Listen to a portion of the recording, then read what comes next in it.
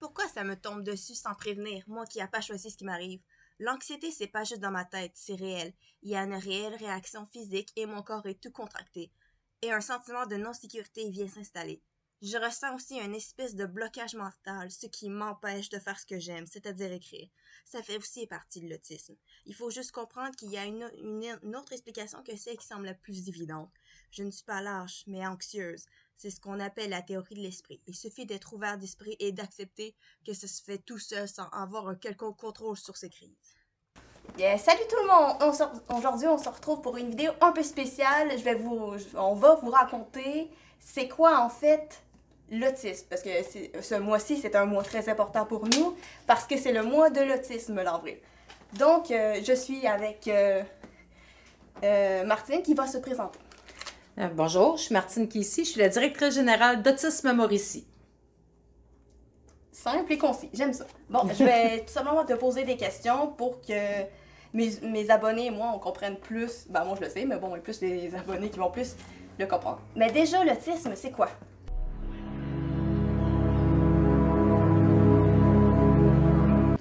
Ben, dans le fond, c'est un trouble neurologique qui affecte deux sphères, soit la communication et les interactions sociales, puis les intérêts restreints, stéréotypés. Ouais. Ben, ça ressemble Les pas mal à comportements ça. restreints, stéréotypés. Excuse-moi, j'ai comme mélangé, fusionné les deux phrases ensemble, là, mais c'est ça. OK. Et comment on le reconnaît? C'est quoi les principales caractéristiques?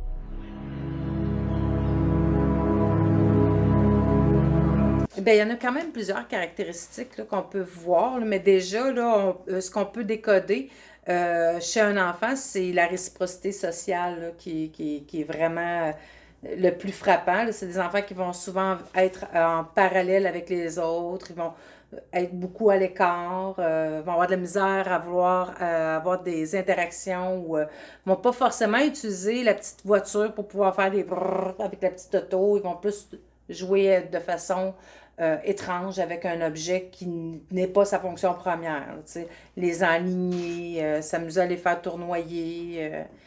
Il aime beaucoup les choses qui tournoient d'ailleurs. Une personne qui est autiste va souvent aussi avoir besoin de faire des activités qui vont travailler aussi soit voyons, son système vestibulaire. Fait qu'ils vont aimer faire des jeux où ils vont tourner sur eux-mêmes. Beaucoup, beaucoup, beaucoup. Ça leur apporte quelque chose aussi de bien en eux. Ou sinon, des jeux comme la trampoline, sauter beaucoup sur place, c'est quelque chose qu'on peut voir énormément dans les comportements d'un jeune. Et là, quand on vieillit, ben, l'autisme demeure. Hein? L'autisme demeure toute une vie, ne se guérit pas. Pour les gens qui pourraient penser qu'on pourrait guérir, on n'en guérit pas. Je tiens à dire par contre qu'avec des interventions puis une stimulation, on peut faire que ce soit moins persistant au quotidien puis qu'on puisse créer plus d'aptitudes comme toi, entre autres. Tu es quand même une personne qui a beaucoup d'aptitudes puis qui n'a pas de difficultés au niveau de l'intégration. Ça va quand même bien. Tu as appris, tu as des acquis qui ont été faits. Bien, on peut évoluer comme ça. Mais certains vont avoir plus de difficultés que d'autres. Donc, quand on parle de l'autisme, il y a un continuum. OK? Tu as le niveau 1, 2 et 3. Mais ce continuum-là, ben, c'est pas une quantité d'atteinte, mais c'est plutôt un besoin. C'est vraiment la personne qui va être autiste de niveau 1 va avoir un peu moins de besoin, un peu moins de soutien que la personne qui va être de niveau 3. Fait que la personne qui va être de niveau 3 n'a pas forcément une déficience intellectuelle, mais peut avoir beaucoup plus de besoins que toi, tu pourrais en avoir besoin. Bon, après tout, je ne suis qu'une autiste de haut niveau. C'est ça. Alors, pour ceux qui ne le savent pas, la différence entre haut niveau et bas niveau, c'est en fait, haut niveau, on est fonctionnel dans la société, alors que les bas niveaux, les moins. Et Dans le ça fond, va plus c'est se haut remarquer niveau de aussi. fonctionnement, puis bon niveau de fonctionnement. C'est que ça a été diminué. Puis en fait, c'est pas un terme qui fait partie non plus des façons officielles de nommer des personnes. Mais je te dirais que c'est le langage rural, là, quand on parle de l'autisme, c'est des expressions qui peuvent être utilisées. OK. Prochaine question. C'est quoi vraiment la différence entre la pensée neurotypique et la pensée autistique?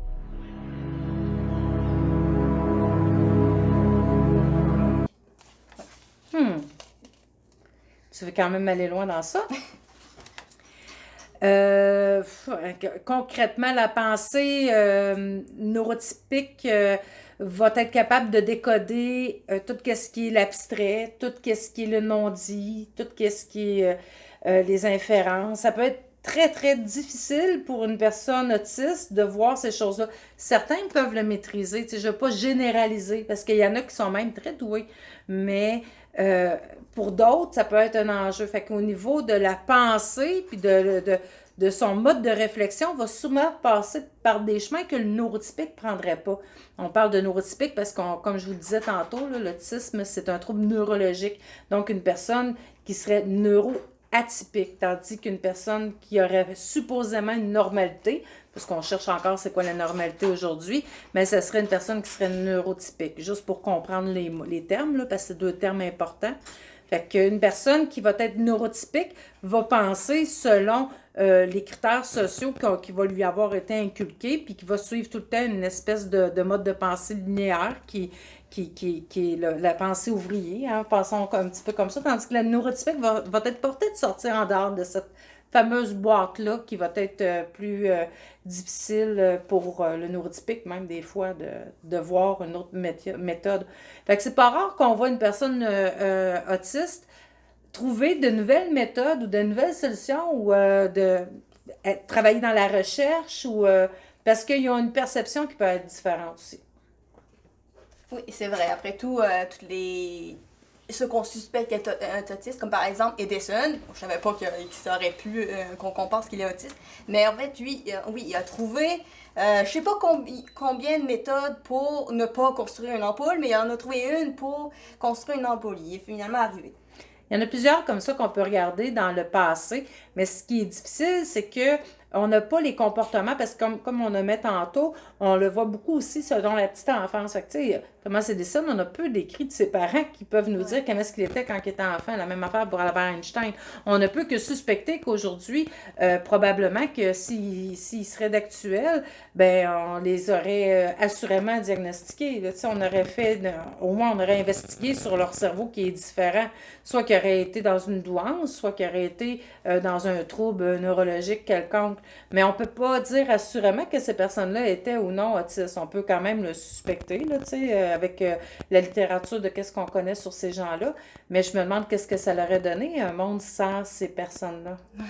Puis je crois que c'est important de laisser la place à la différence, à la personne qui va penser en dehors de la boîte, parce que c'est ça qui donne aussi une progression dans notre société. Mais il faut avoir des fois une tolérance, mais autant des deux côtés, parce que je connais beaucoup de personnes autistes qui ont de la difficulté aussi avec les personnes neurotypiques, autant que les personnes neurotypiques peuvent avoir de la difficulté avec les personnes qui sont autistes. Mais tu vois, ici, on réussit quand même à bien s'entendre, puis on prend le temps. Des fois, on fait « Oh, là, tu viens de me heurter un petit peu dans mes valeurs, est-ce qu'on peut en reparler? » Puis on prend le temps de discuter comme il faut pour bien comprendre ou pour voir, s'assurer que l'autre a bien compris aussi. Il faut prendre le temps de dialoguer. On le fait plus, ça. Ouais, la communication, c'est vraiment important. Oui. Sinon, sur une autre question qui a plus ou moins rapport, mais en fait, je trouve que ça a rapport. En fait, c'est quoi exactement l'anxiété?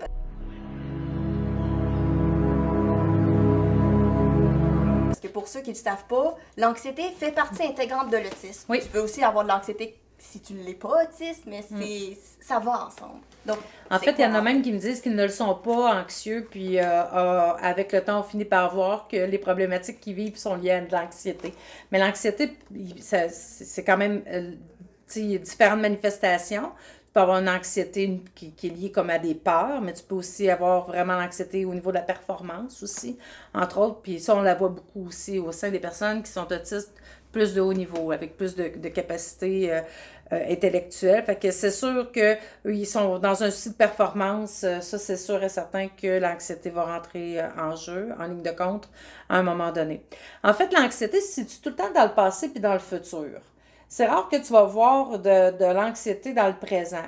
Ce que je veux dire, c'est que tu peux être anxieuse présentement, mais ce qui va te rendre anxieuse, ça va être une situation que tu as vécue avant ou quelque chose que tu projettes dans le futur. Parce que, à moins que d'avoir un ours devant toi qui serait en train de vouloir t'agresser, ou une situation vraiment dangereuse devant toi, tu tu n'aurais pas comme telle de raison d'être anxieuse sur le moment que tu vis ici maintenant. Fait que c'est pour ça qu'on rappelle tout le temps à une personne qui fait une crise panique, une personne qui est très anxieuse, qu'on leur apprend à faire des activités qui vont les ressourcer puis les ramener dans le ici maintenant pour arrêter de penser puis se projeter dans le futur ou dans le passé. C'est sûr que s'il y a un code social ou une entrevue, ou tu sais, toutes les choses qu'on doit faire pour performer rend une personne neurotypique anxieuse. Imagine une personne autiste qui a déjà de la difficulté à se faire accepter dans notre société, qui vit souvent des rejets, qui a peu d'amis ou qui peine à avoir des amis stables et qui sont inclusifs. Mais quand c'est le temps d'arriver en société, se faire des amis, ben l'anxiété va, la tête, elle va beaucoup tourner. Pour passer des entrevues, c'est le même principe. Ils vont se projeter vers un futur échec probablement. Puis tout d'un coup, que je suis engagée, qu'est-ce que je vais porter? Mes collègues vont-tu m'aimer? Vont-tu m'apprécier? Comment est-ce que je vais régler mes conflits? Est-ce que je vais apprécier ça? Je vais être capable de me lever? C'est-tu trop pour moi 40 ans? Tous ces questionnements-là d'anxiété fait que ça augmente l'anxiété, mais vous êtes trop dans l'analyse probablement, les personnes qui sont autistes par rapport à ça. Mais l'anxiété, c'est aussi le lot des personnes qui vivent avec une grande intelligence souvent. Hein. On voit les personnes avec douance sont souvent très anxieux. C'est très, très présent chez les personnes. À l'enfance, ce qu'on peut voir aussi, c'est au niveau des changements de routine. Tu sais, là, maman, vas-tu être encore là? Est-ce que je vais revenir à l'école demain? Tu sais, quand on a vu le confinement avec la pandémie, bien, plusieurs enfants ont fait des grosses crises paniques qu'ils avaient rarement vues avant parce qu'il y avait peur de ne plus revoir les amis. Il y avait peur de ne plus revenir. Fait que, tu sais, l'anxiété, là, c'est toujours dans le futur ou dans le passé. C'est un bon indicateur, là. Il faut réfléchir des fois. Il faut s'analyser. Et ça, c'est quelque chose qui est très difficile pour la personne qui est autiste. Faire le constat ou faire une introspection. Réfléchir à qu'est-ce qui m'a amené à réagir comme je réagis là. Fait que nous, on leur apprend ici à faire ce pensée-là. T'sais, qu'est-ce qui te fait réagir? C'est-tu les lumières? C'est-tu parce que tu réfléchissais à quelque chose qui t'a rendu anxieuse? C'est-tu parce que tu es malheureux dans tes choix? C'est-tu d'amener la personne à mieux se comprendre, à faire de l'introspection, se poser des questions. Oui, j'imagine que c'est une bonne manière de faire aussi. Bon, ok, on revient un peu à l'autisme. On voit ça passer souvent, la théorie de l'esprit. Ah, l'amour, même dans ma vie de tous les jours, c'est compliqué. Mais en fait,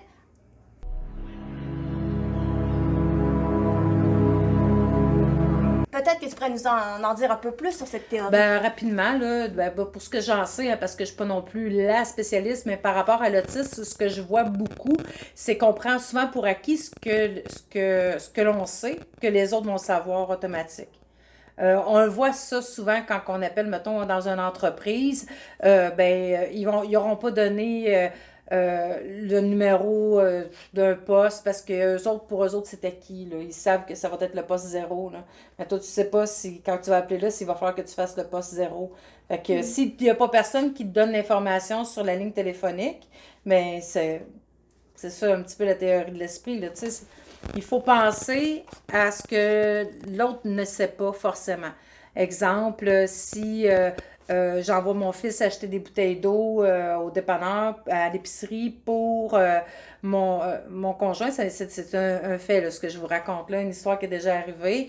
On va faire des courses, puis je dis j'aimerais ça que tu achètes des bouteilles d'eau. Mais je n'ai pas spécifié, j'ai dit pour la machine à ton père. Mais moi, dans ma tête, je pense à la machine pour ronfler, mais lui, il pense à la machine pour faire de l'eau pétillante. C'est pas du tout le même type d'eau. Tu sais, dans le fond, l'autre, c'est de l'eau du robinet. Fait que pour lui, acheter de l'eau, une bouteille d'eau, point. Fait que c'était pas du tout la requête que j'ai faite. Moi, j'ai pris pour acquis que ma demande était complète, puis qu'il savait de quelle machine que je parlais quand j'ai dit la machine à ton père. Tu sais, c'est un petit détail, mais qu'il faut comprendre cette nuance-là avec le temps. C'est de comprendre qu'est-ce que j'ai fait aussi, moi, comme neurotypique, dans ma demande, dans ma formulation que je lui ai faite, que ça n'a pas fonctionné. Là, nous aussi, il faut faire une introspection, non pas se fâcher trop rapidement. Ce qu'on voit malheureusement, beaucoup de personnes qui Ben là, c'est évident, là, sa machine, là, c'est quoi, là? Voyons donc. Mais non, c'est pas évident. Ce qui est évident pour un ne l'est pas forcément pour l'autre. C'est un peu ça, là, la théorie de l'esprit, très, très, très vulgarisée par rapport à l'autisme, là. C'est le mieux que je peux t'expliquer. Mais la théorie de l'esprit en soi, là, il y a de beaux écrits et de belles formations qui existent là-dessus. Si vous voulez vous documenter davantage, je vous le recommande d'ailleurs, parce que moi, je l'ai lu, là, mais c'est vraiment complexe, là, comme... il y a des petites nuances un petit peu aussi au niveau de la gestion des émotions qu'on peut aller voir aussi par rapport à la théorie de l'esprit. Mais il faut comprendre que ce que moi je sais n'est pas forcément aussi ta connaissance. Ouais, à mon avis, Et l'inverse. ça prend des efforts des deux bords. Oui. OK. Plus au niveau des organismes qui existent. Oui. C'est quoi qu'on a comme moyen pour nous aider, nous les autistes?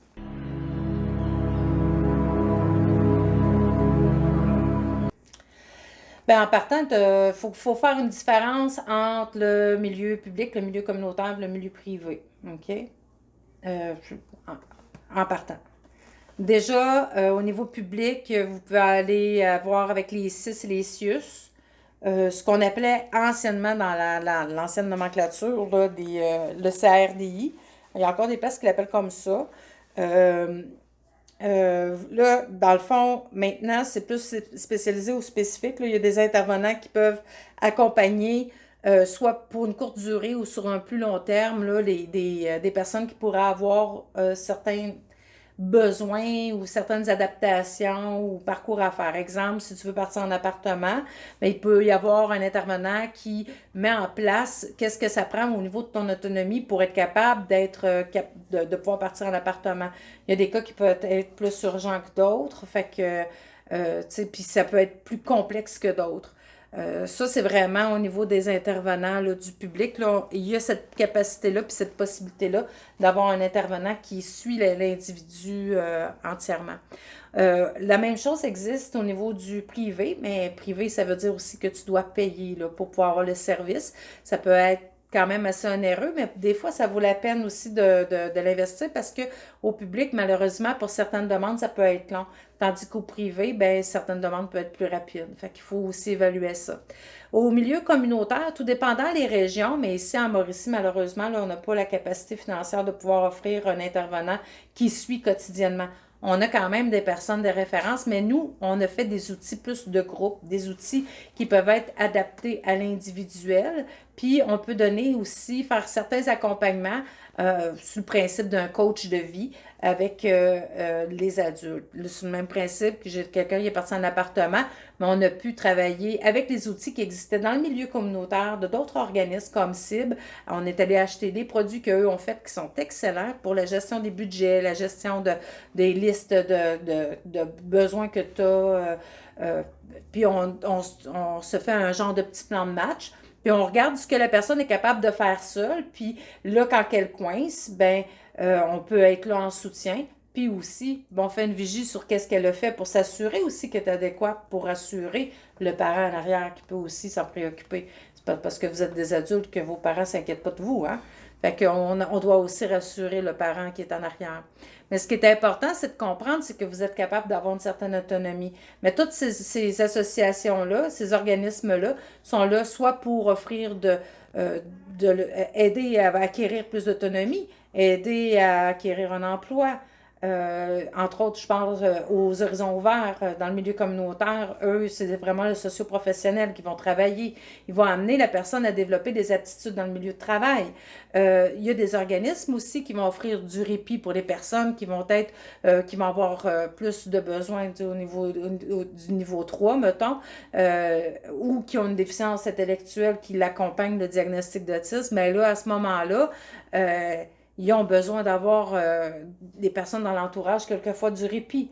Fait que, et puis des fois aussi, ça peut être la personne qui a besoin d'avoir du répit de ses parents, ça l'arrive.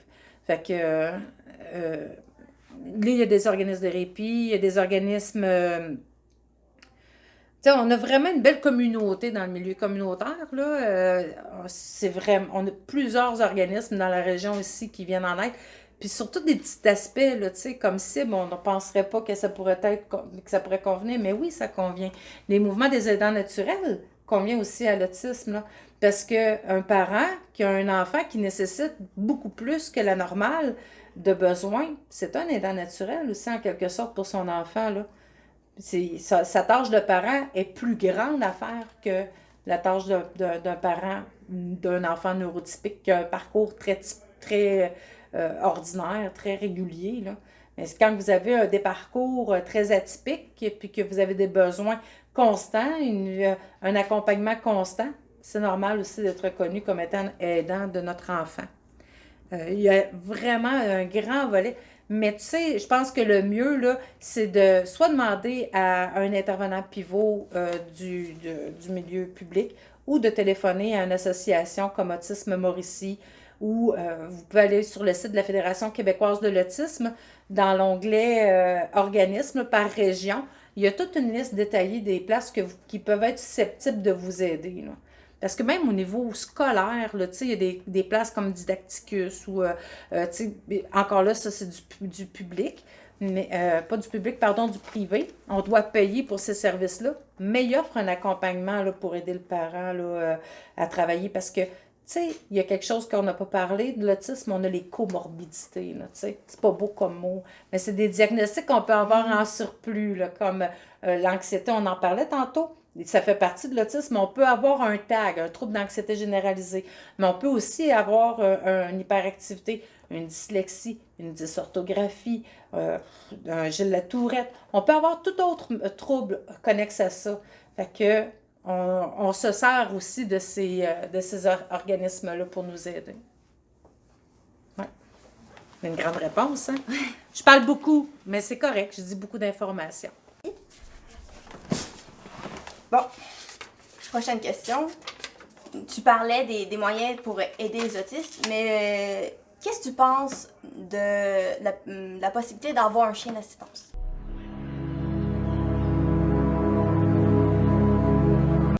Bien, écoute, moi je te dirais pas juste le chien, tu peux avoir le chat, le perroquet. Il n'y a pas un animal d'assistance, là, c'est un confident. C'est quelque chose c'est un être qui va te rassurer quand tu es angoissé, qui va te réconforter. C'est lui qui va te ramener dans le ici maintenant. Parce que le chien qui est là, puis qui est après toi, puis qui te fait ça comme ça sur la patte pour attirer ton attention, ben, il t'a ramené ici maintenant. Oui, effectivement. Fait que moi, que ce soit, peu importe l'animal, je suis convaincue que ça a un bel apport.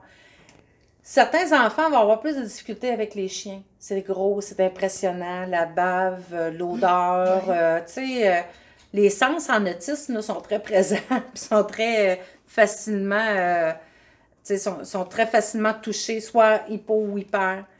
Fait que je sais que moi, mon garçon, les chiens, c'était pas l'animal qui était le plus proche, mais notre vieille doudoune qui est décédée maintenant, là, écoute, c'était son meilleur, sa complice, il était tout le temps comme ça, elle dormait avec lui toutes les nuits. S'il y avait de quoi qu'elle n'allait pas, elle venait de même nous chercher, tu sais, c'était vraiment un bon chat. Puis, pour lui, il y a toujours eu un chat dans sa vie, puis je crois qu'il va en avoir tout le temps jusqu'à la fin de ses jours, des chats, parce que pour lui, c'est rassurant, mais ça peut être un chien. C'est sûr que le chien d'assistance, à la différence que les autres animaux, c'est qu'il permet à l'adulte ou à l'enfant d'aller dans des milieux publics avec un animal de compagnie. Fait que c'est sûr que l'école, les centres d'achat, c'est très, très, très anxiogène. Fait que d'avoir un animal qui les accompagne puis qui les aide, tu sais, je pense à Joanie qui a son lapin, tu sais, un animal de compagnie, peu importe, ça peut être un rongeur, tu sais, pourvu qu'on sente que ça soit plus facile pour eux. Mais, tu sais, je vois difficilement la possibilité d'amener mon hamster faire mon épicerie. Ouais. Tandis que le chien Mira, ben, lui va avoir sa place dans l'épicerie. On ne peut pas le refuser. Le commerçant doit l'accepter, là. Fait que, tu sais, c'est là où en tout cas, je trouve que c'est vraiment important d'en avoir un même. Oui. Bon, il reste 2 questions. On lâche pas. Comment t'es venu à l'esprit de créer le local, de créer Autisme Mauricie?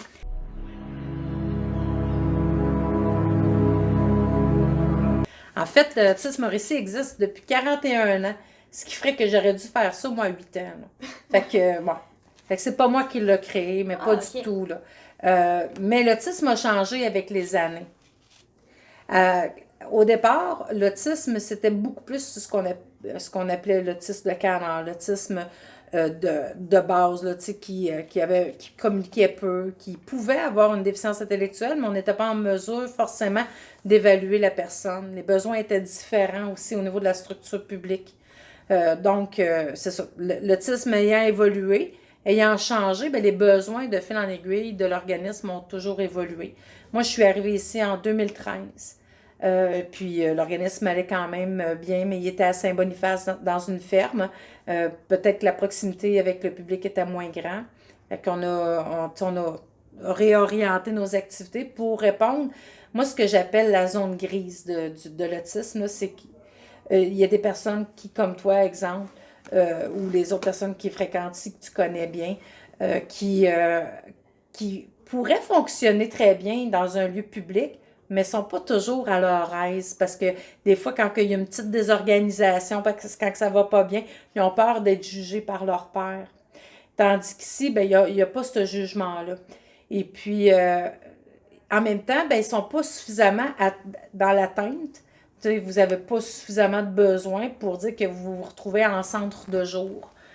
Tantôt, on n'en a pas parlé des centres de jour, mais c'est une belle ressource aussi qui aide. Donc, c'est ça. Fait que nous, on est comme dans la zone grise. En fait, vu qu'on a une seule intervenante qui est ici, bien, nos activités sont orientées vraiment sur la socialisation. On s'assure que vous êtes adéquate, puis que vous vous écoutez, puis que parce que socialiser, c'est aussi apprendre à écouter.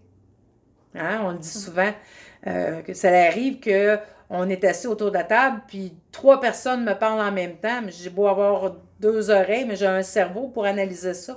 Je ne peux pas écouter tout le monde en même temps.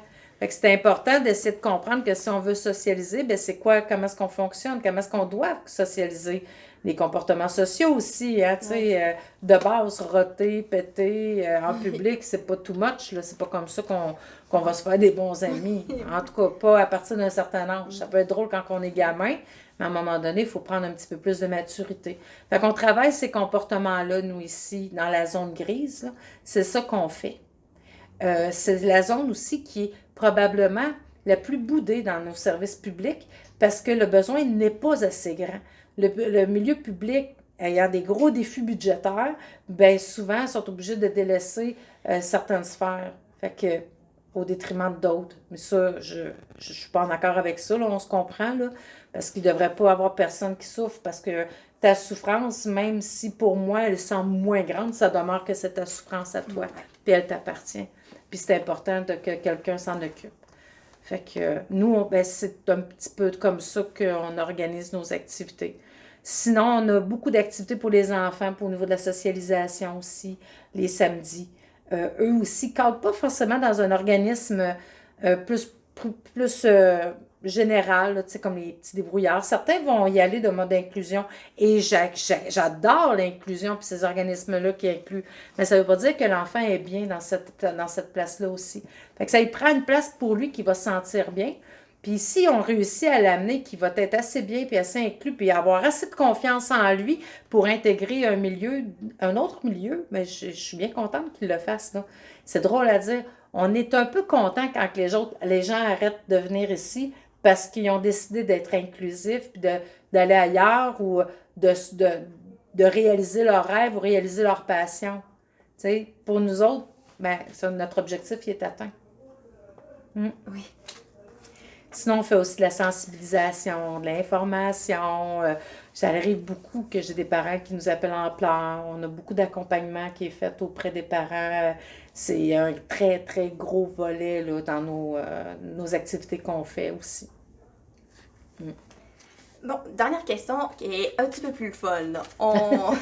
On s'en va de la réalité pour aller plus dans la fiction. La fiction? Oui. Connais-tu des personnages fictifs qui pourraient être autistes? Il y en a plein, là. Par exemple, Normand Dragono dans Les Animaux Fantastiques. Lui, je le Ah non, mais là, c'est clair. Là, je suis convaincue qu'ils se sont basés même sur Je suis sûre qu'ils se sont basés sur un personnage, sur les traits autistiques pour pouvoir le faire. Déjà, sa façon de regarder, là, son regard, Ouais. que le jeu d'acteur qu'il fait, là, oh oui, non, vraiment. T'en as-tu d'autres comme ça à me suggérer? Ouais, Ils sont plus actuels parce que les miens sont peut-être pas tant... Justement, Cendrillon. Je veux Ok. dire, la scène où elle rencontre le prince, puis elle lui dit ben, comment vous avez fait peur au cerf, puis là, elle dit ben, justement, j'ai regardé dans son regard et j'ai vu qu'il y avait beaucoup de choses à apprendre, beaucoup de choses à vivre, et genre, le prince est intéressé, puis comme, ah tiens, elle pense différemment. Mhm. Et d'ailleurs, dans l'intro que la marraine, la bonne fille, a fait au début, c'est, elle voyait pas comme le monde était, comme le monde il pourrait être, ce qui correspond pas mal à notre vision à nous. Va falloir que tu coupes le téléphone. Ouais. Qu'on va Ah, attendre. le téléphone. On se revient après. Je dirais peut-être pas jusqu'à dire qu'elle le serait. Je crois que... Tu l'as reparti? Oui. Je crois qu'il faut aussi prendre en considération un élément qui est le temps, l'époque aussi dans laquelle ça se passe. À l'époque de Cendrillon, il faut aussi comprendre que les codes sociaux pour les femmes, ils étaient peu, hein, ils restaient à la maison, ils sortaient moins, ils étaient peu valorisés pour ça. Fait que, et le contact même d'un homme et d'une femme seule, sans chaperon, ça se voyait pas bien. Ah oui. Fait que aussi, peut-être que le prince n'avait pas beaucoup d'expérience sociale. Fait que ça serait difficile de pouvoir établir si oui ou non ce personnage-là le serait. Ouais. Mais pour avoir des traits qui s'approchent au féminin, à l'autisme féminin, oui. Mais sinon, on dirait que il y en a pas d'autres qui me viennent à l'esprit. Dans Harry Potter, Harry Potter. Oui, Harry Potter. Luna. Luna Lovegood. Ouais. Ouais. Luna, elle a définitivement des traits, là. Ça, c'est quelque chose que j'ai vu, je trouvais que c'était tellement charmant. Je trouvais aussi que... comment il s'appelle, celui que ses parents ont été... Neville. Neville Londubat. Lui aussi, il avait des petits traits, mais peut-être aussi parce qu'il était élevé par sa grand-mère. Ça peut aussi changer. C'est ce qu'il faut comprendre aussi dans notre perception, c'est que l'éducation et les valeurs qui sont là, la stimulation qui est faite à l'enfant peut faire une différence aussi, là. C'est sûr qu'une personne qui va arriver avec des intérêts hors normes, ben ça va être étrange. Mais Neville, là, tu sais, qui danse, que lui aime faire de la danse sociale avec sa grand-mère, ben tu sais, un adulte ici, ben on verrait ça, là, tu sais, ça pourrait être dans ses intérêts restreints, ses intérêts étranges ou différents, là. Il y en a plein, hein, de petits personnages qui peuvent avoir été créés à l'origine, qui peuvent être différents comme ça, qui sont basés sur... mais on en voit aussi beaucoup dans des séries de plus en plus qui sont présents, là, tu sais. C'est sûr qu'on peut tomber dans les clichés comme The Good Doctor. Personnellement, moi, je trouve que c'est très cliché parce que je vois rarement un adulte que tous les traits que lui a, là. On est vraiment dans le roman, là, tu sais, dans la poussée à l'extrême.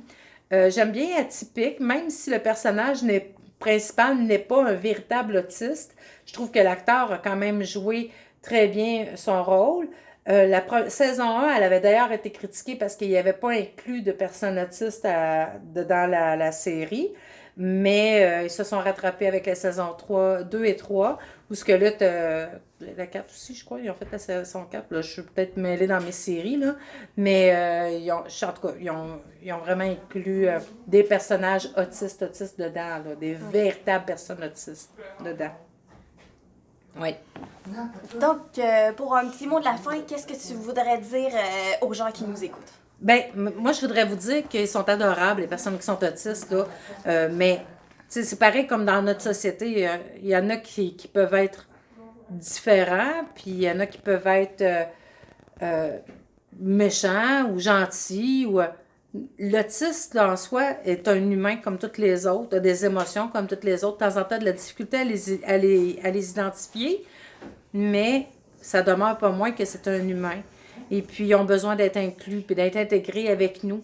Même cette petite marginalité-là, cette petite différence-là qui les teinte, bien, ça fait d'eux des êtres fantastiques, puis qu'on trouve des fois souriants parce que ils nous amènent du soleil dans nos vies, vraiment, vraiment. Vraiment.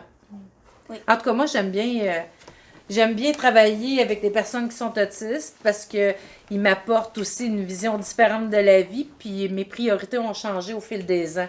de plus en plus que je connais l'autiste, parce que, et je dis l'autiste, non pas l'autisme, mais parce que quand que j'ai appris à connaître davantage l'individu qui est avec le diagnostic, ben, tu sais, pour moi, c'est devenu vraiment un trait de caractère, à la limite, là. Oui. Donc, on va vous laisser là. Je vais vous laisser des petits témoignages de gens comme moi qui vont vous dire leur point de vue sur toute cette histoire de jugement, finalement. Bye!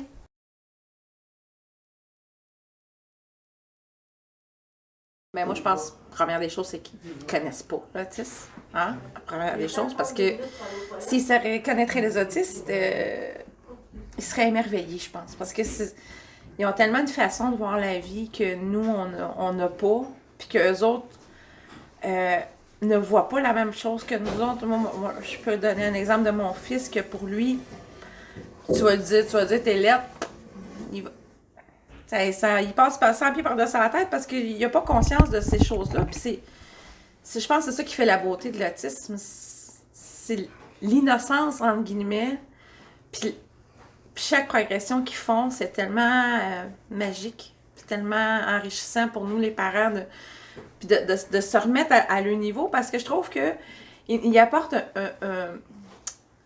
un côté de la vie que nous, on voit pas. Tu sais, les autres, le stress, l'anxiété, souvent, ça n'existe pas parce qu'ils sont dans le bulle.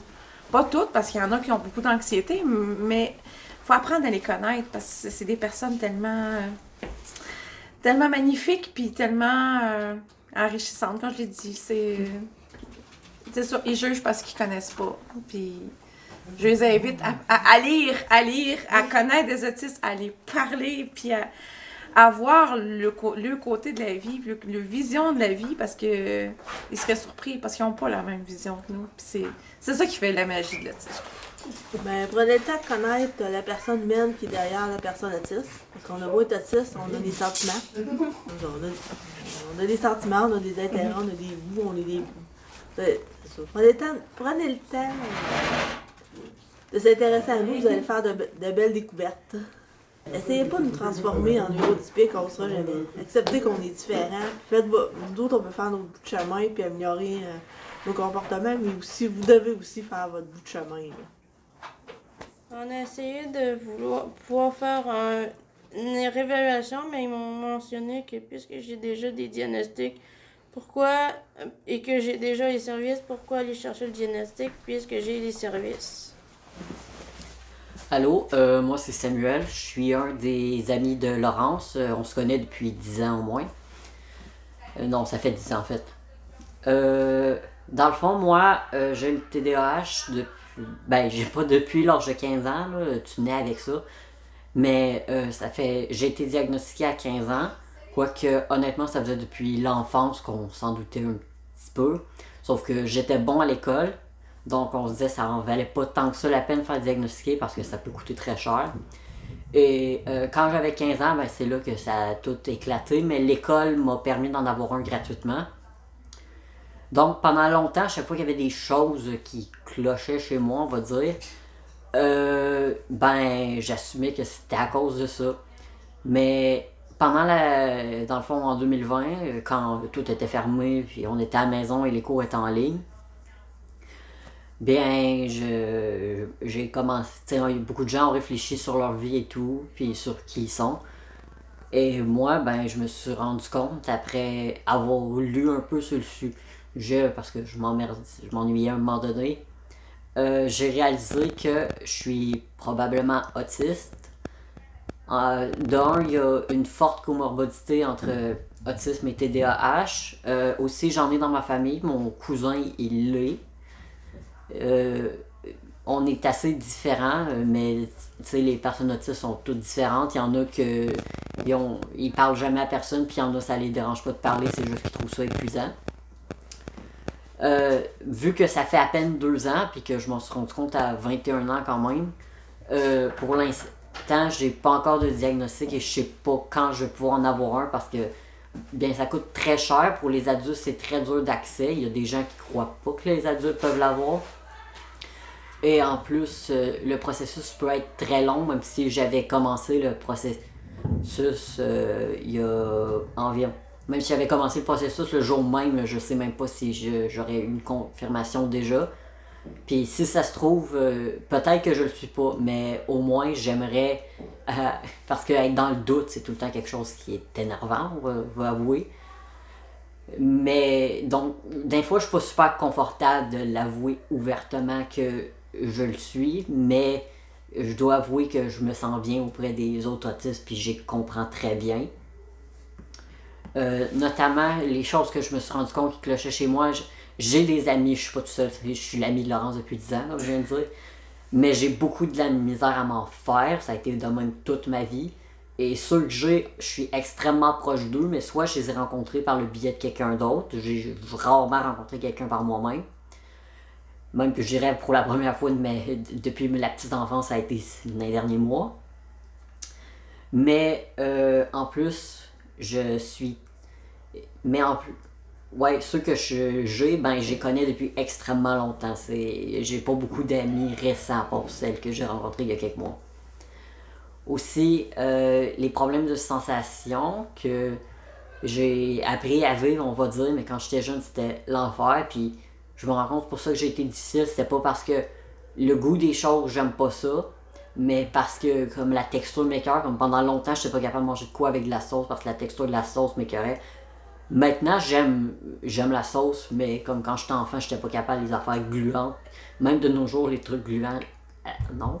Comme le jello, non. J'aime le goût, mais je suis pas capable de la texture, fait que je peux juste manger de très petites quantités.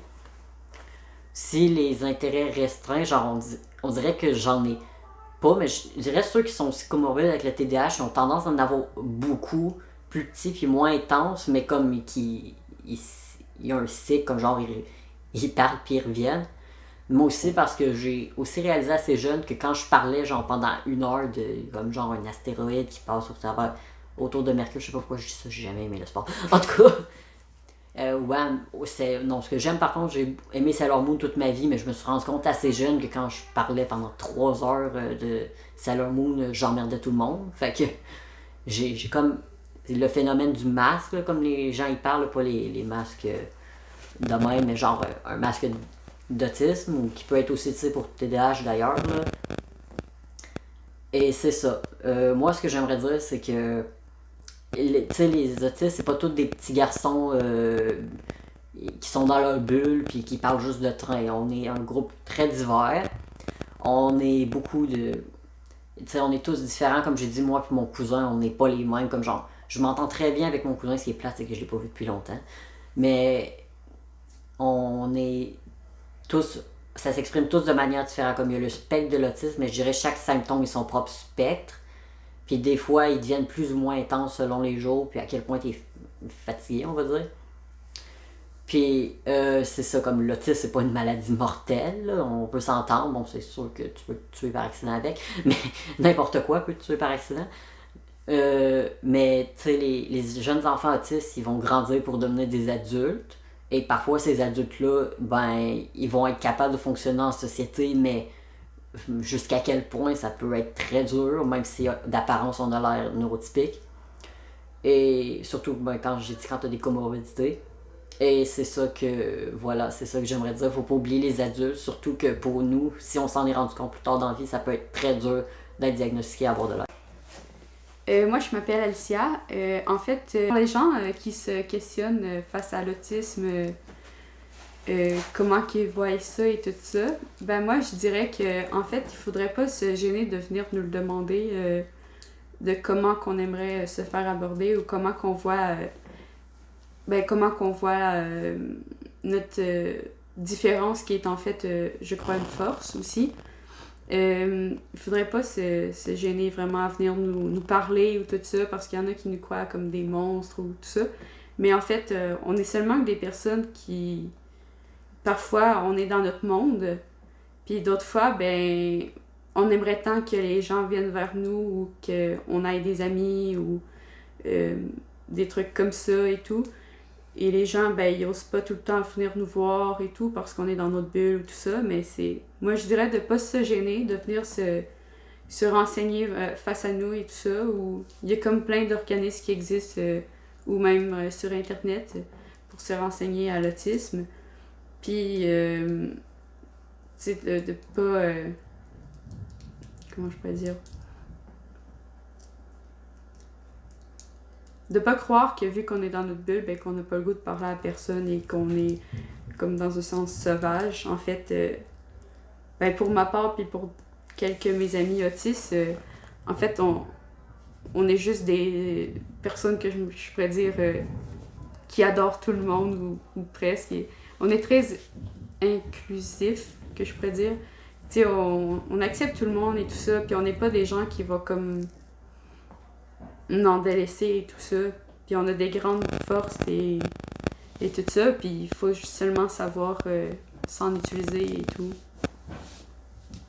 Puis, c'est ça. Oui, bonjour. Moi, je voudrais donner mon opinion sur ce que les gens pensent des personnes autistes. Moi, je pense que les personnes autistes en général sont des très bonnes personnes.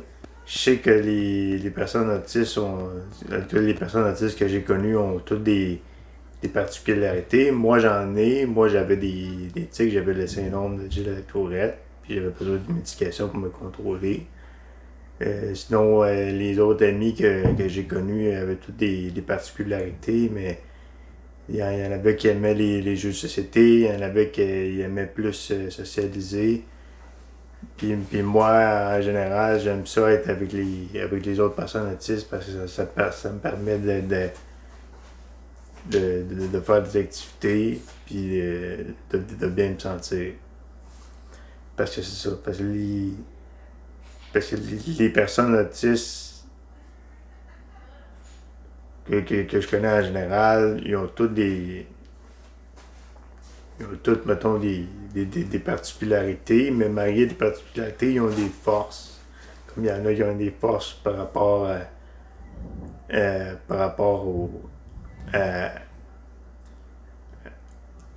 la littérature, à la culture. Il y en a qui ont des forces par rapport au sport, il y en a qui ont des forces par rapport aux activités physiques. Fait que les personnes autistes, c'est toutes des personnes qui sont très particulières. Mais moi, comme moi, par exemple, ma force, c'est surtout je suis intellectuel, puis en même temps, je suis aussi sportif. Je fais beaucoup de sport, puis ça m'aide à bien me sentir.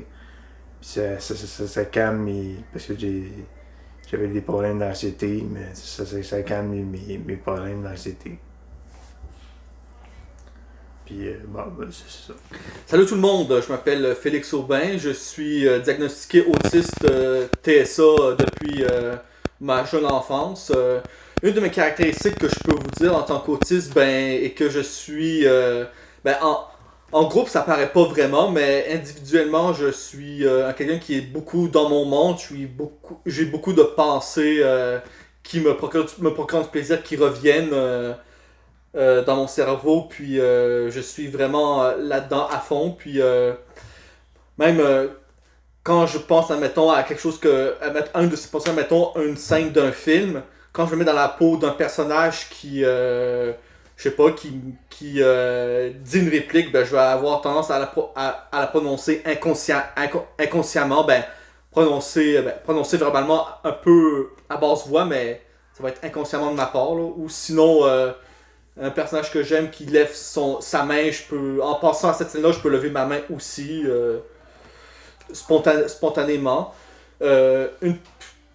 Une qualité que je peux vous dire, c'est que quand j'aime quelque chose et que je suis passionné, j'y vais à fond, sans retenue, et je peux passer des heures là-dessus, sans arrêt.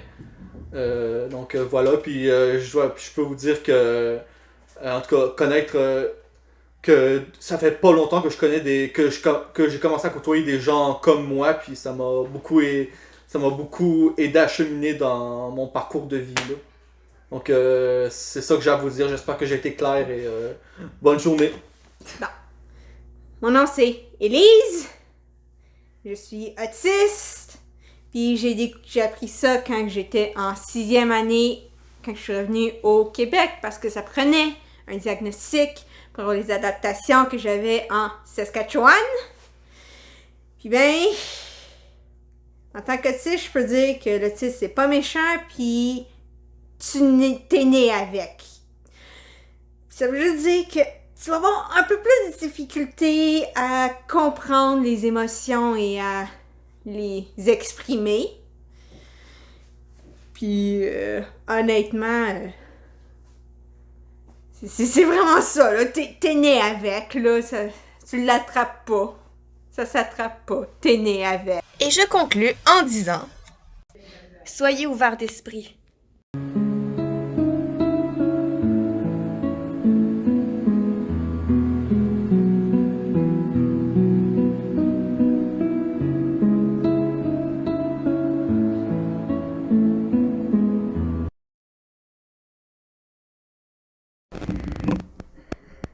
Donc voici une représentation de ce que Martine voulait dire par le système vestibulaire, tout ce qui est tournoi et tout ça. Et mon ami Sam aime beaucoup faire ce truc. Je suis peut-être humaine, mais il y a un avantage.